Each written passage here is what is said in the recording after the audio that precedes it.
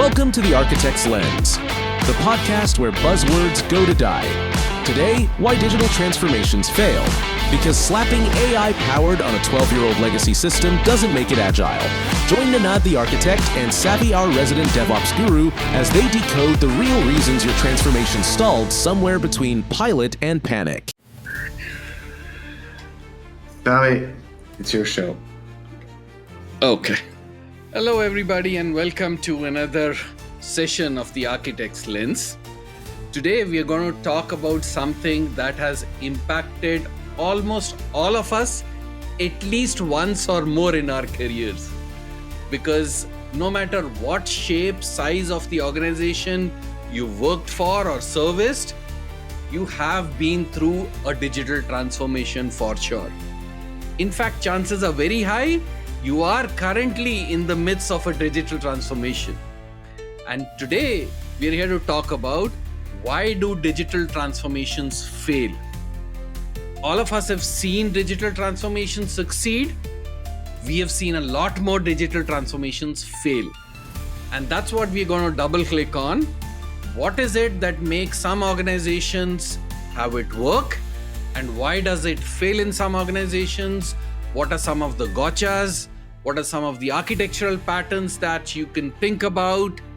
And what really is the secret sauce to make digital transformations work? So let's head right into it.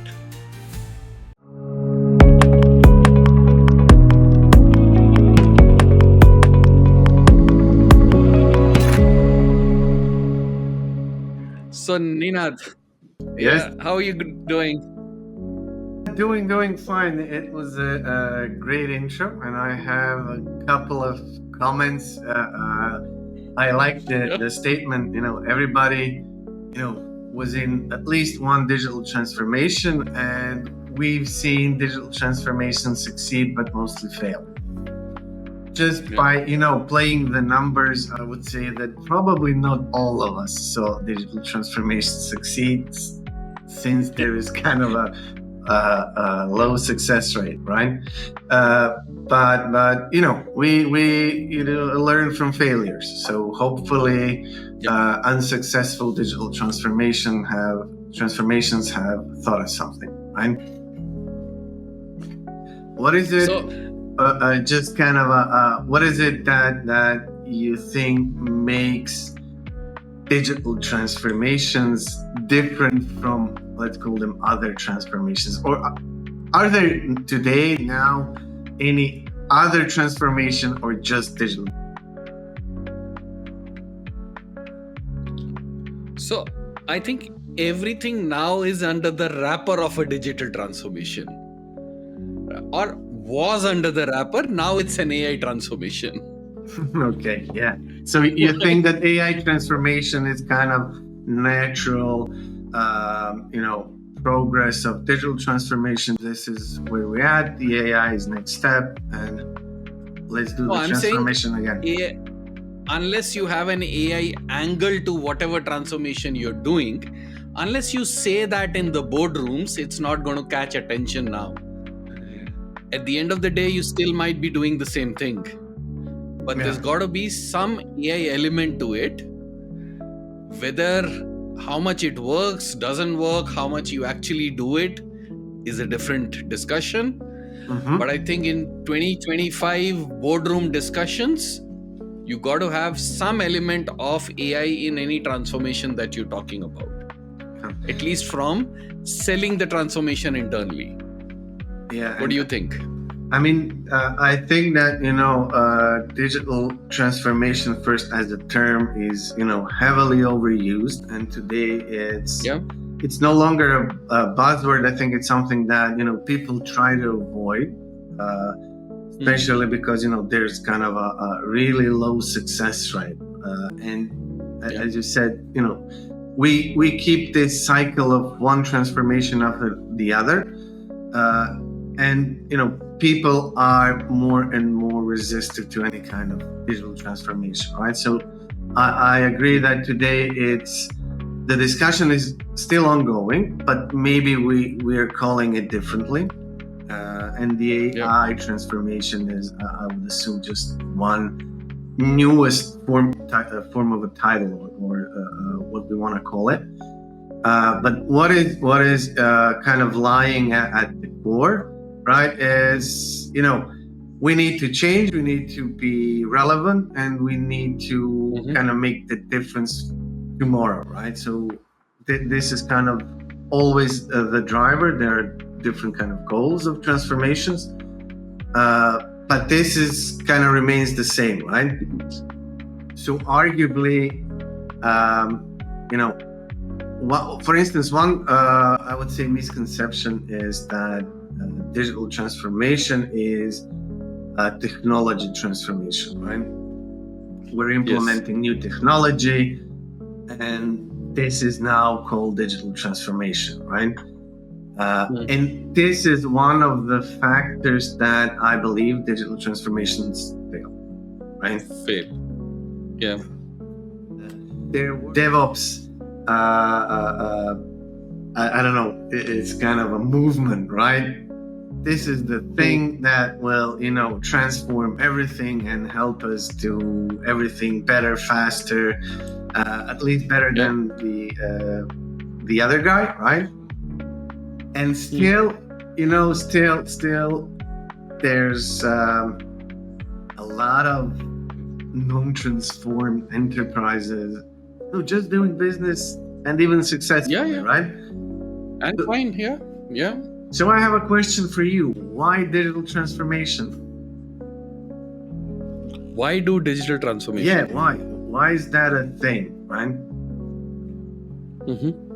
So, I think there are two ways to answer that question. One is a real reason, and one is a boardroom reason. So, a real reason could be that, competitor, my business was the leader in this space for a long time, and hence I was comfortable, I was doing what I was doing. And then suddenly a competitor has come on board, it's new, it's sexier, it's faster. If I don't reinvent myself, and if I don't change my 6-monthly releases into a monthly or a bi-weekly, they will outrun me. So that's a response to a customer situation, or response to what is happening in the global world, right? How do I respond faster to business needs? So, or there are time, cost, quality reasons, right? Those are real reasons. If you can catch that, and if you think a transformation will help, those are real. The other ones are, I just joined as a new CTO in an organization, I got to shake up things, let me do a transformation. And I think both have their place, but mentally you need to be clear on, are you doing it to solve a business problem, or are you doing it just to shake up things around and, revitalize and kick up the organization? Yeah. And this reasoning, I would say, I believe kind of branches out in different ways you do that, right? I mentioned before, digital transformation is considered to be a technology transformation. And this is somewhat, kind of the case because, some transformations are actually technology transformation because we need to update, because technology gets obsolete and slow, and we need to update, and we need to be able to do new stuff, right? So this could be a technology. And the way we do business basically stays the same, right? What I think, and this is happening in any kind of industry, right? Where you have a newcomer to the market, that is disturbing the market, right? And basically the major difference is not technology, is the change in business model, or the change in how that business works with customers, right? Or many times it's some kind of new fancy technology, right? But it's just totally different way of interacting with the customer, and with the help of technology, but it's not such a giant leap, right? I mean, again, I've been, kind of working in banking, and banks, have a very complex environment, systems, and for you to be able to change how you do business, that's quite complex and quite lengthy, and there are different kind of problems beside technology and beside creating new value. But things do kind of change, right? They don't. So in terms of digital transformation, so things do change, but we don't get where we set out to come, right? We do change something, right? But overall, our goals of digital transformation have not been, fulfilled in its entirety, and we actually look at that as a failure, right? Yeah. This is kind of we start with digital transformation, all full with energy.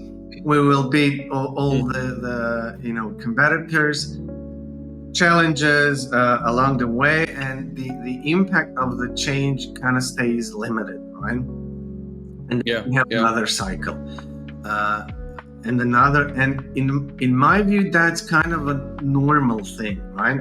Especially when you have big organizations, which are quite difficult to reinvent at once, right? In 3 months' time or 6 months' time. Usually, that kind of change comes in much bigger cycles, right? But it's happening. So let me ask you this: do digital transformation initiatives also suffer because of lack of architectural clarity? Is that a reason why transformations fail as well? I would say yes, they do, but there is a wide. So there could be two reasons, let's say, why there's no architectural clarity, right? Maybe you're not at all kind of involving architecture, or observing architecture is one of the key elements, right? So it's somewhere on the sidelines, and architecture is whatever happens, right? On the other hand, you may have architects who kind of plan, design, develop roadmaps, but then there's nobody to understand and read through that roadmap. Or maybe the outcome is, okay, we can change, but it will cost a gazillion of dollars, and it will take 5 years, because we can not just do everything all at once.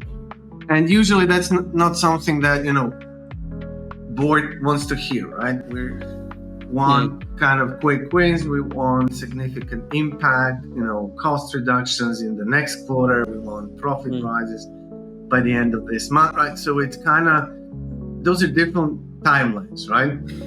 And architecture is here kind of to bridge this gap between, what is actually possible and what is the goal.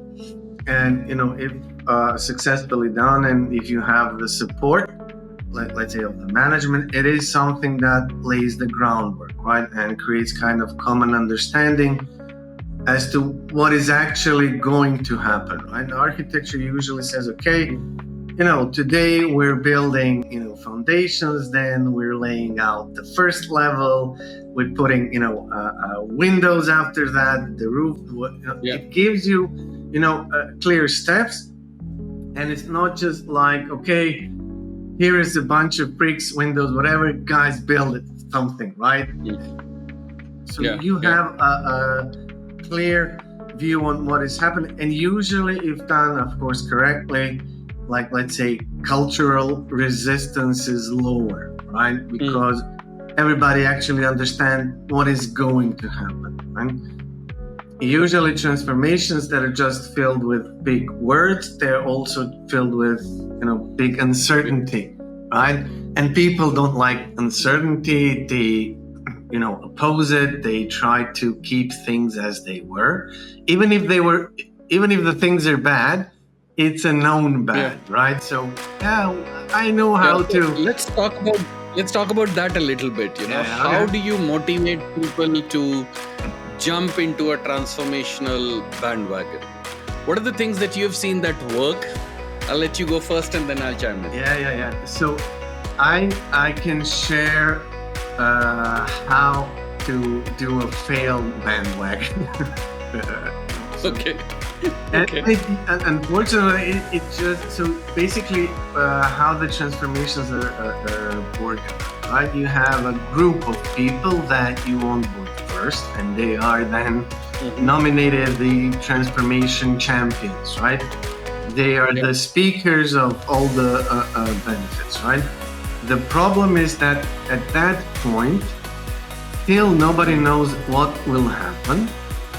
And what they can offer to their colleagues are just, fancy words and no concrete like roadmaps outlined. And this is where the resistance will happen. And once you have, you listened to 3 presentations, 2 town hall meetings filled with, you're not gonna pay attention to the 4th, 5th, right? Yeah. So that's kind of a one thing where needs to be let's say redone, maybe with some kind of clear outcomes, right? People don't want to hear fancy words, especially if it's your 4th transformation cycle. Then you just don't want to listen to it anymore, right? But what's your take on it? Yeah. So I have seen in at least 2 or 3 organizations where transformations actually came on the back of a successful implementation. Okay. Where one team, one group did something successfully, and as the word spread, others also wanted to do it, and then that picked up momentum, and then the senior leadership was smart enough to recognize that, and then they made it into a transformation. But it wasn't the other way around. Right? I've seen that happen in one organization. Yeah, so what do you think is kind of the underlying difference of, being successful and failing, What's the... Yeah. So the catch is, if you've seen success at a small level, then you replicate it, make it bigger and bigger, and then it hopefully transcends and it scales up. Yeah. But if you just start with saying, hey, I will change everything and I will do this and that, it might sound very cool, but to implement it in your construct could be difficult. So start from the bottom, prove something, make things work, happen in one team, one line of business, make it work. And when most successful transformations happen when people start having offline conversations. Yeah. That, hey, this automation was put in place, I could do this, which is cool. And this kind of just triggered 2 things, right? So one is it's a bottom-up approach, right? Which means that everybody involved must, let's say, understand we're doing these small things that will gradually bring us to kind of overall transformation, right? And we will eventually, let's say, cover the organization. And second thing is, what if I'm doing this one cool thing, this cool automation or whatever, but nobody knows about it, right?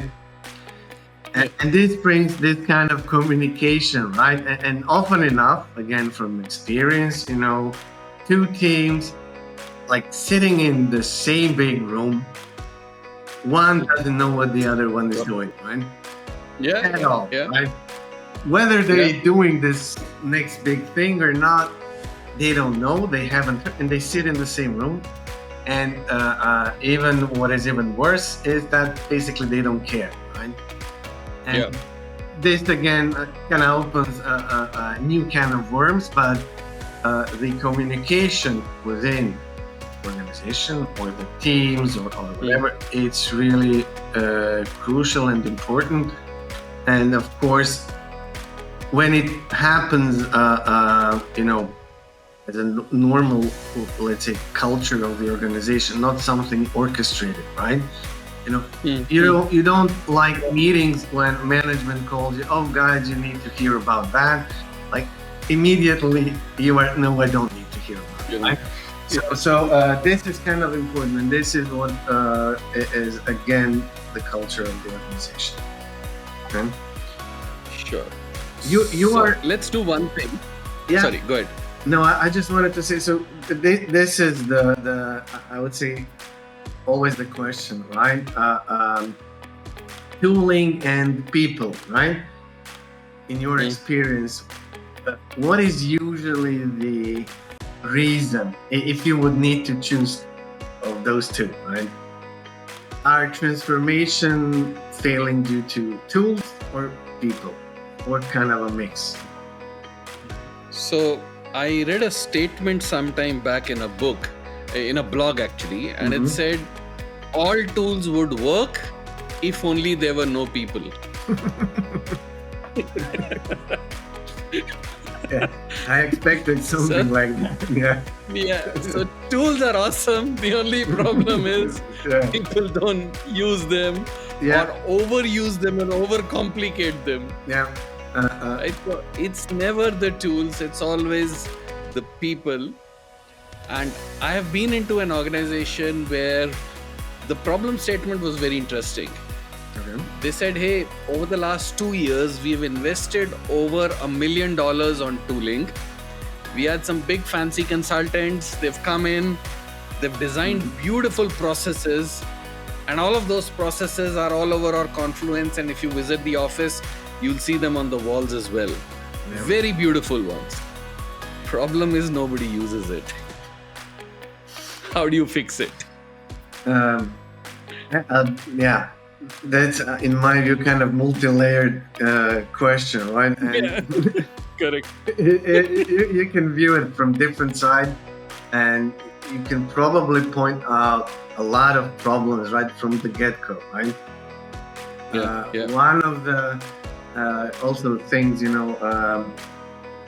you hear, and it's kind of a common, that there is a period of cleanup after consultants go away, right? Yeah. Where you need to kind of, let's say, go back to reality in terms of how company is doing business, right? But yeah, I mean, this use case can be analyzed, top to bottom, right and left, and there could be different, reasons from, low involvement of the employees, the teams, the people. Right? I mean, nothing good ever come up if management was, behind closed door with consultants, and they produced a bunch of PowerPoints. Yeah, nothing, great ever came out of it. That's a La La Land situation. That's a La La Land. Yeah, I agree. Okay, so let's play this. Let's play the devil's advocate. Let's play a scenario-based game. If you were the CIO or CTO, right? Okay. I'll throw a scenario at you. You imagine you were the CIO or the CTO, and you tell me what would you do in 60 seconds. Okay. Are you timing? Okay, there we go. Yep, round one.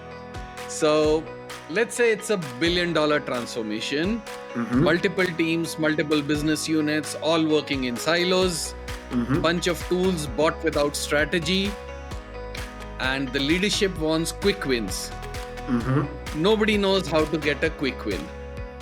What do you do? So first thing is, you need to, understand where the teams are struggling.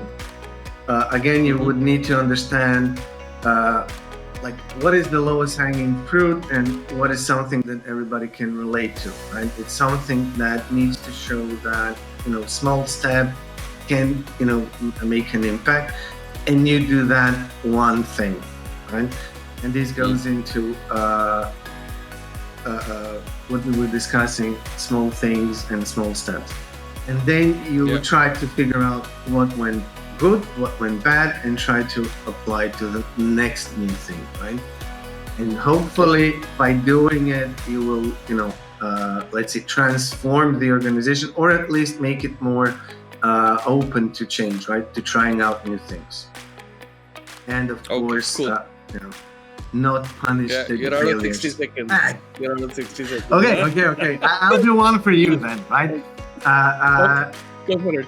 Yeah, so you were, parachuted, jumped from an airplane to a 5-year-old agile transformation. 5-year running, right? Ooh, sweet. Okay. The usual, right? And of course, it's a reporting circus. You have different kind of teams following all the known rituals, but still velocity is tanking. So there's no significant improvement, even maybe deteriorating, right? Retros and everything happens, but there's no concrete value, no real progress. But the management is still, dead set on get me the agile dashboards, get me, all the numbers, right? But they go. Okay. So, I think first thing I would do is I would cancel all stand-ups for 2 weeks. Just stop doing everything. Stop spending time in your stand-ups, right? And then do something called maybe as an agile reality check, which means what are you actually delivering? What are you delivering it for? And do you really know how it matters? And then pause all the agile dashboards until somebody can link it to outcome that the customer actually cares about. Once that is done, then pick up one team which seems to have the semblance of or a good understanding of what agile really is and which seems the most sensible team. Take that, pull out all their agile ceremonies and put in some basic first principles. So small teams, small goals, direct user feedback, complete end-to-end ownership, and make that one team successful. And then go from there, and then finally give the message to the leadership that it's not agile that is broken, it's your understanding of how to implement it and how the teams have made it fragile. So that's what I would do. So basically, again, you need to take a step back and do the small thing that you're sure it works, right? It's a simple enough principle, right? And you would think that anybody will think of it. Okay, I got another one for you. Go. So it's a company that migrated to Kubernetes, microservices, all the jazz about 2-3 years ago. Right? But even now, the releases are taking longer than they used to. The system has got so complex that very few people understand when something breaks. It is so hard to debug, and the infrastructure bill is scaling up. And the leadership is wondering, was this cloud native transformation even worth it? What do you do? So I see that this is a question that you should answer, but never mind. Okay, so obviously, what happened is that we brought in this new technologies, new architecture principles, but we failed to implement them, right? To change how we build stuff, right? If you're going to Kubernetes, to microservices, right? That means that you want to decouple things, you want to make them smaller, right? If you fail to do that, no Kubernetes cluster will help you in that, right? There's no that kind of Helm chart that will fix that. So basically, what you probably done is you kept with your current way of building stuff.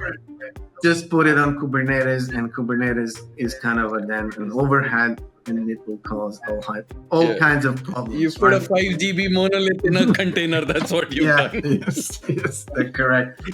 So you need to start basically re-engineering, right? And you need to start pulling out things, and this is the architectural problem, as much as kind of good development practices, right? And I was attending a conference sometime back, and somebody had a T-shirt and it said, "Don't throw Kubernetes at me." I really like that one.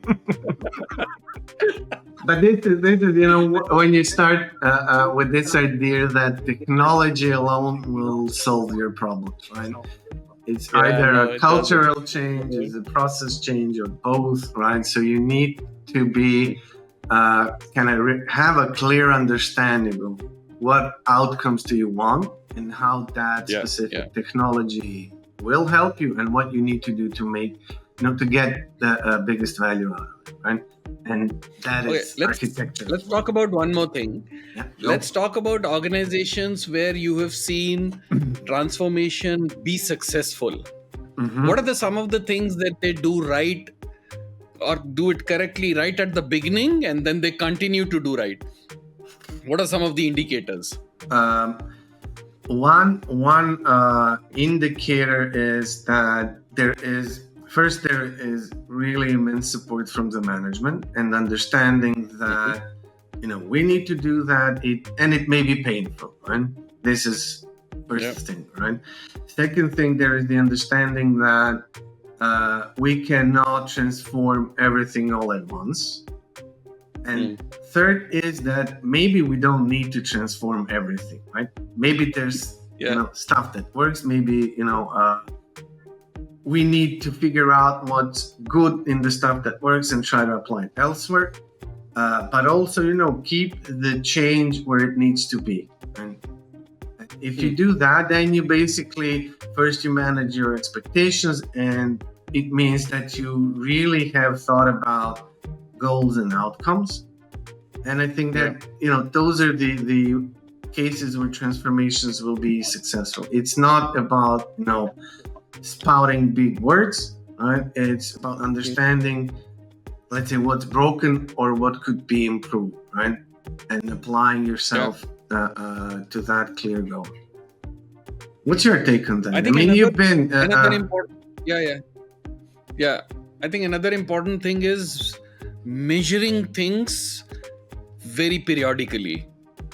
Right, and measurement on different dimensions, right? Measurements on observability, measurements on your agile velocities, basically measuring how the change is happening.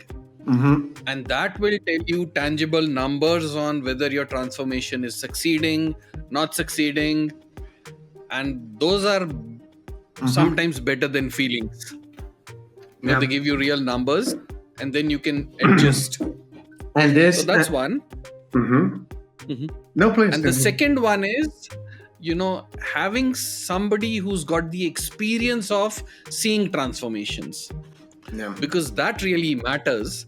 Because transformation isn't a thing which is, which is being done for the first time. There are enough and more people who have done this thing successfully.